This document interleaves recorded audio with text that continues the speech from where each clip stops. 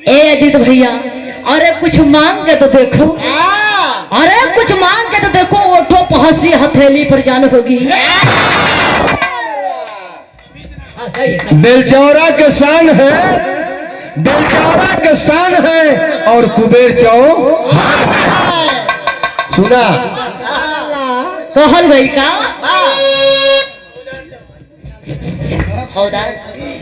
आदरणीय आप हमारे बड़े भैया फौदार चौहान जी, आपकी ओर से बहुत से रुपये से सम्मानित भई। बाबा बाबा आपको चलो में गौर सा आशीर्वाद की कामना है। कहल गई एक तरह आप लोग सम्मान करत रहो तो ये लोग सिहरिया नहीं।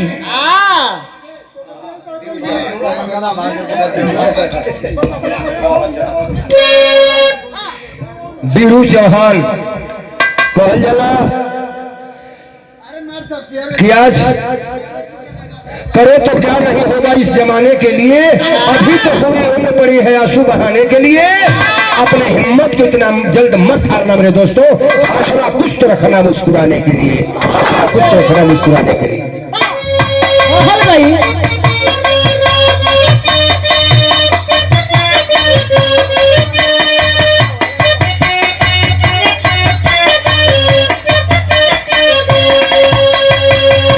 करील लागल पाला तोहके मन को बुझाला।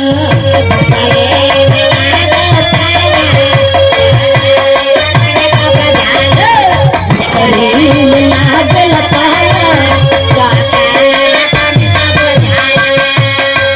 हो तो भोर हरिया में, हो तो भोर हरिया में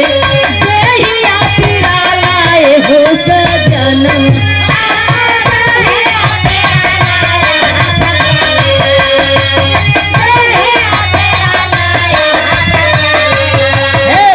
यंग यंग धीरे से लागा सजना, यंग धीरे से लागा।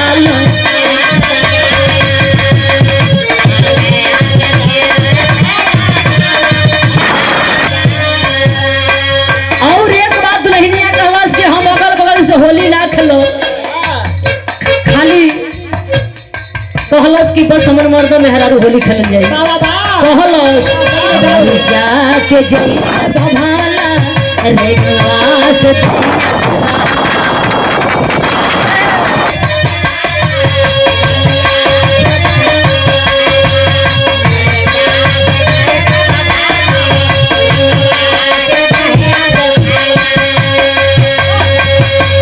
जाके जैसे भभाला रंगवा से दुनिया चराला।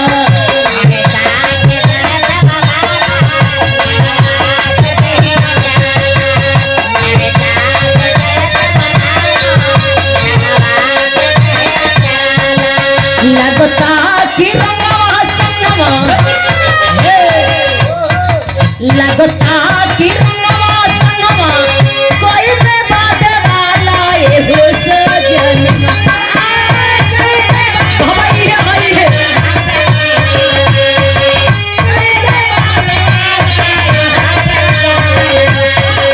लगता कि